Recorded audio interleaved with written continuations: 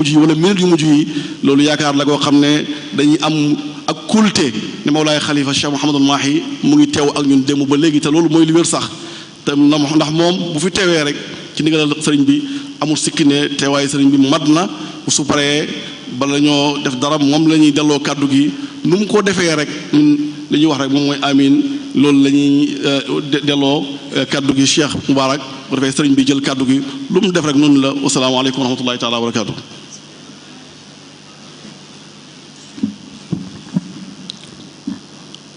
أعوذ بالله من الشيطان الرجيم بسم الله الرحمن الرحيم والصلاة والسلام على رسول الله صلى الله عليه وسلم لا حول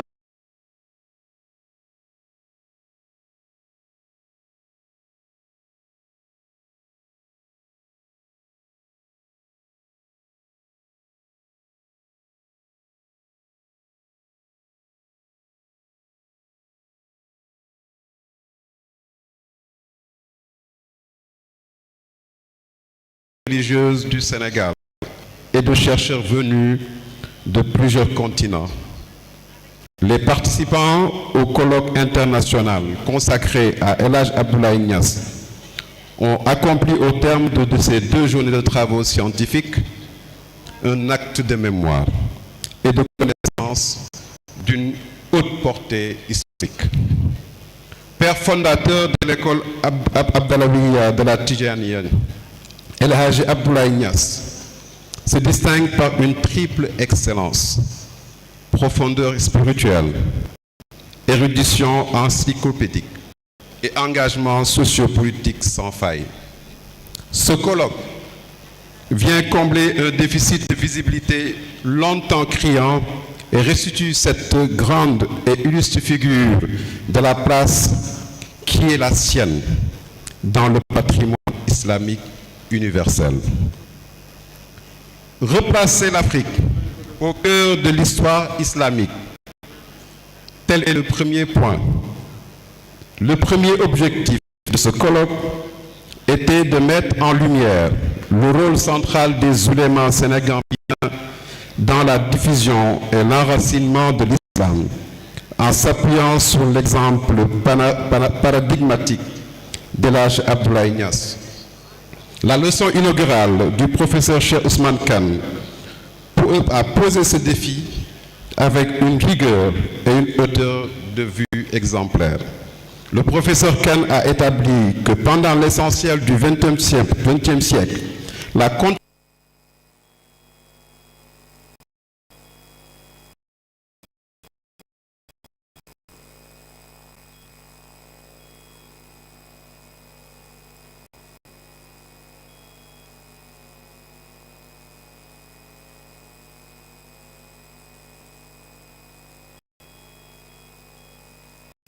des sectes de rayonnement, à savoir les résistances africaines à l'histoire, pays de présélection, des civilisations millénaires reliant la Sénègue à Fès, au Caire et à la mer.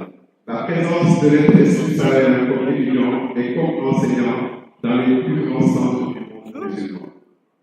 Le grand pèlerinage d'El Hadj Abdoulaye Niass en 1891 par voie sahélienne jusqu'à Al-Azhar, où des versets égyptiens de l'émir des Ijaza frappés par son érudition, puis au Maroc, incarne précisément cette tradition africaine de quête du savoir que le professeur Kane a réuni en plusieurs.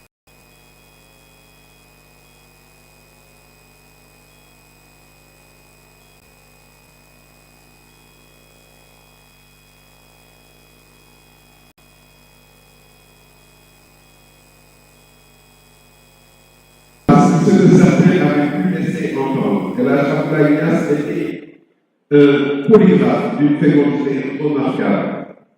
Oustaz Ousmane Diaw a présenté un essai de classification et de datation rigoureuse de ses écrits.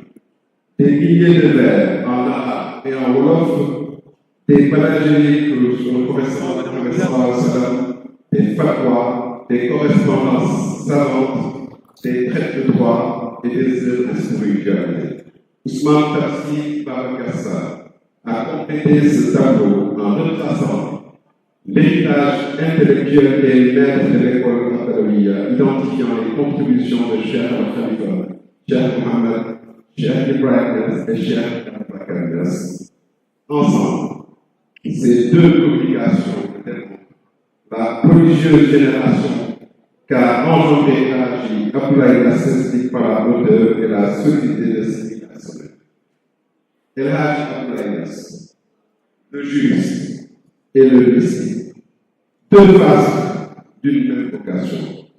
Deux panels ont éclairé les dimensions complémentaires de l'homme que ses biographes appelaient soleil de la Haqiqa et de la Sharia. Docteur Élise Paysanne, doctorant à l'école normale supérieure de la Terre au Collège de France, a analysé le Moufouil Anam, vaste recueil de 29 réponses juridiques couvrant le droit de la famille, les transactions, les successions et les pratiques tijanes. Son disciple suprême, Bouchard, qui avait vécu 21 mois à ses postes, à ses côtés, le comparait au plus grand juriste maliki, et la Abdoulaye Niass, articuler la normativité de la charia avec les réalités coutumières du salut, construisant des communautés régies à la fois par la loi et l'aspiration mystique. C'est précisément cette aspiration mystique qu'a exploré Cheikh Samal Ourissi en démontrant que la posture intérieure du Cheikh, refus de toute mise en scène initiative, discrétion et servitude, était l'expression du Mashraoulami, le sommet de la wilaya Mohammedia. Son silence de père était la condition de la possibilité de la faïda de son fils, Cheikh Ibrahim Niass. La nuit prépare l'aurore.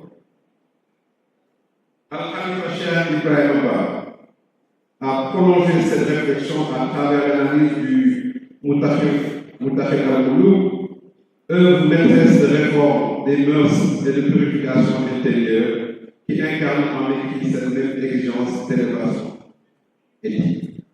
Cheikh Abdoulaye Niass, diplomate, pacificateur et bâtisseur de nation.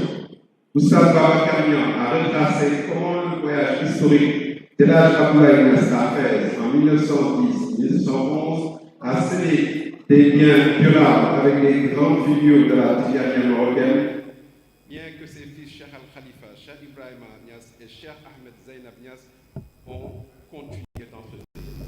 Cheikh Ahmed Boukar ibn Cheikh Baba Roqi Niang a mis en lumière ses relations avec les familles religieuses de la Sénégambie, son rôle de pacificateur dans les tumultes post-Maba et son engagement pour la réconciliation des groupes musulmans du RIP, attestent que par les rapports coloniaux eux-mêmes, attestés par ces rapports, de Paul Marty au rapport du lieutenant Chaudron en 1901. Cheikh Baye Bachir Cissé a convoqué quant à lui le témoignage de Cheikh Ibrahim Niass sur lui-même pour restituer la figure du père, tandis que Sidri Idrissa a cartographié les liés au Cheikh, l'étendue de son rayonnement de Kaolack à la Gambie et au-delà. Et enfin, Dr Ndagassa a enfin démontré comment l'école est devenue un vecteur universel de diffusion et un rempart doctrinal de la Tijaniya, plus direct d'une fondation intellectuelle et spirituelle sans faille. Les résultats à la hauteur des enjeux. Les résultats attendus. La compréhension de la contribution unique de l'âge Abdoulaye Niass à la pensée islamique et à la Tijaniya en Sénégambie est désormais enrichie, documentée et partagée. La complexité de son rôle, à la fois savant, juriste consulte, guide mystique et acteur sociopolitique a été restitué dans sa plénitude. Un corpus de communication scientifique de référence a été constitué, destiné aux chercheurs, aux étudiants et aux acteurs du monde islamique. Et les liens entre les communautés tidianes du Sénégal, du Maroc et de l'Afrique subsaharienne et de la diaspora en sont renforcés. Enfin, pour les perspectives, et messieurs, un héritage à institutionnaliser. Dans le prolongement de ces travaux, les participants, nous tous présents, recommandons la publication des actes du colloque sous forme d'ouvrages scientifiques de référence, l'organisation de colloques thématiques annuels et l'introduction de la pensée d'El Hadj Abdoulaye Niass dans les curricula des établissements d'enseignement de la Sénégambie. La mesure la plus structurante et la plus symbolique est la création du Centre international d'études et de recherche chez Ibrahima Niass, institution dédiée à la conservation et à la mémorisation, à la numérisation et à la recherche sur les manuscrits et écrits de l'école Abdalawiya, en partenariat avec les institutions académiques sénégalaises, marocaines et internationales. Ce centre sera le gardien vivant d'un héritage qui appartient à l'humanité tout entière. Nous faisons un appel à la mémoire vivante.